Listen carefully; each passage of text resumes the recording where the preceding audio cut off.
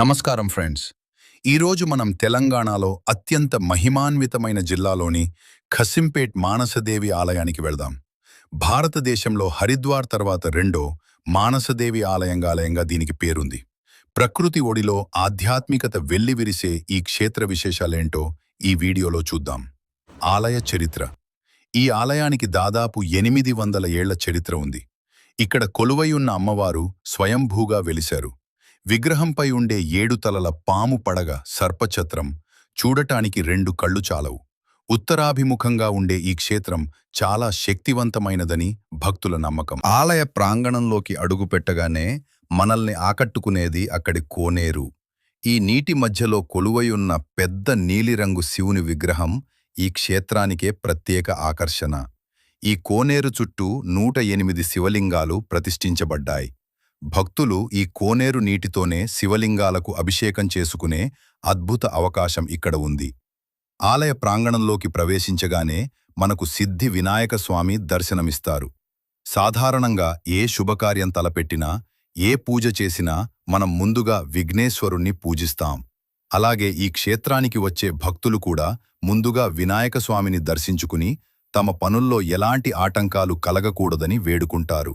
ఈ వినాయకుని విగ్రహం కూడా చాలా కళాత్మకంగా భక్తులను ఆకట్టుకునేలా ఉంటుంది.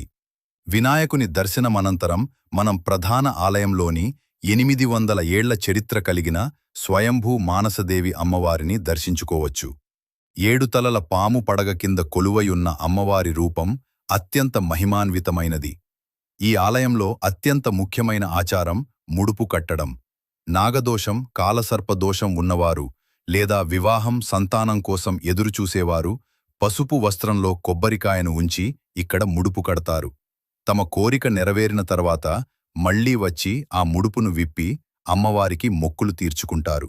ఇక ఆలయం మధ్యలో ఉండే కోనేరు, అందులో కొలువై ఉన్న ఆ పెద్ద నీలిరంగు శివయ్య విగ్రహం మనకు సాక్షాత్తు కైలాసాన్ని తలపిస్తుంది. ఈ కోనేరు చుట్టూ ఉన్న 108 శివలింగాల దర్శనం పుణ్యప్రదం. ఈ ఆలయం కరీంనగర్ నుండి సుమారు 37 కిలోమీటర్ల దూరంలో గన్నేరువరం మండలంలో ఉంది. సమయాలు: ఉదయం 6 గంటల నుండి మధ్యాహ్నం 1 గంట వరకు, మళ్లీ సాయంత్రం 4 గంటల నుండి రాత్రి 6 గంటల 30 నిమిషాల వరకు. ముఖ్యంగా మంగళవారాలు మరియు శ్రావణ మాసంలో ఇక్కడ భక్తుల రద్దీ ఎక్కువగా ఉంటుంది.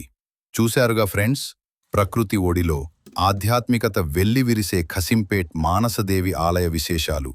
మీరు కూడా ఎప్పుడైనా ఈ క్షేత్రాన్ని దర్శించుకున్నారా?